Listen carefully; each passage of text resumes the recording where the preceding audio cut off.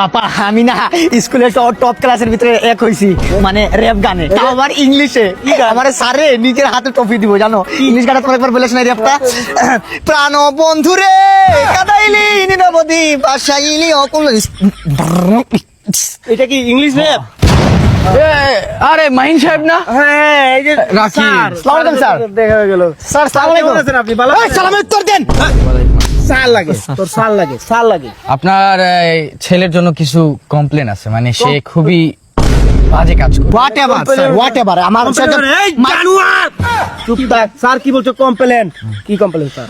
কমপ্লেনটা হচ্ছে মানে আপনার ছেলে খুবই দুষ্ট, দুষ্ট, মানে দুষ্টর মধ্যে একটা মনে করেন লেভেল আছে, সেই লেভেল হাই। হাই লেভেলের দুষ্ট। মনে করেন স্কুলের মধ্যে মানে ক্লাসরুমের মধ্যে এমন কোনো কিছু বাকি নেই যে সে করে না। Of course. এই কি বলেন স্যার? আমার মানে মাথার ভিতরে objection your honour, I don't know. ভদ্র, আমি তোমার সন্তান, তোমার ধারণা নাই আমি কি কত বড়, আমি কি হতে পারে একটা ইনোসেন্ট ছেলেকে কিভাবে একটা ছাড়ো। এই তোদের সরি স্যার, স্যার তোর এই আপনাদের জন্য কিছু মূর্খ মানুষদের জন্য ছাড় আজকে সুইসাইড কামে সুইসাইড কামে বন্ধ কর, বন্ধ কর। স্যার তোর স্যারের মর্যাদা কি জানো?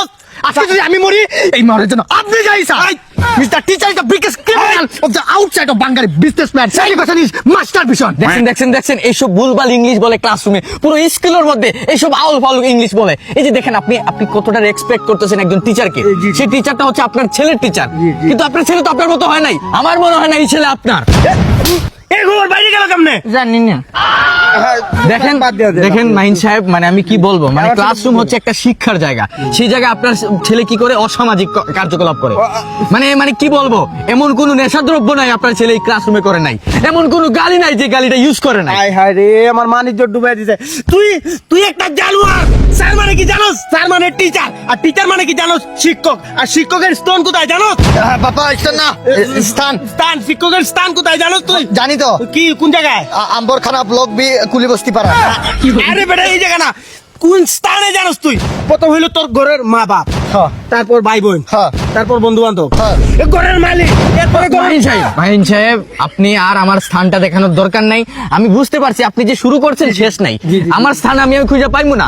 আপনার ছেলেরা এখনো সময় আছে, বলেন যে একটু ভালো একটা মানুষ হইতে, একটা শিক্ষিত, দ্য গ্রেটফুল লাইফ। একটা শিক্ষিত মানুষ হতে। একজন টিচার চায় তার স্টুডেন্টরা ভবিষ্যতে গিয়ে ভালো কিছু একটা করুক।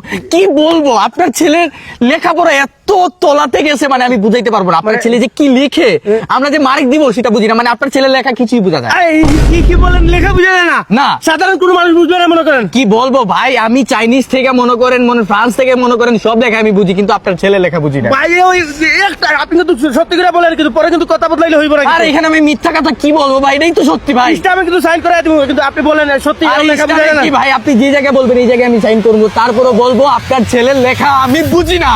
এর মানে আমার ছেলে ডাক্তার হইব। আমার ছেলে ডাক্তার হইব রে।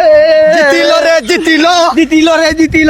স্যার আপনি একটু দোয়া করে দেন, মাথাটা একটা হাতে। স্যার আমি বললাম স্যার, ডাক্তার হইব স্যার। আরে পা ধর। স্যার দিচ্ছি স্যার। ডাক্তার হইব। বাপ ছেলে দুইটাই মাদার ফাট।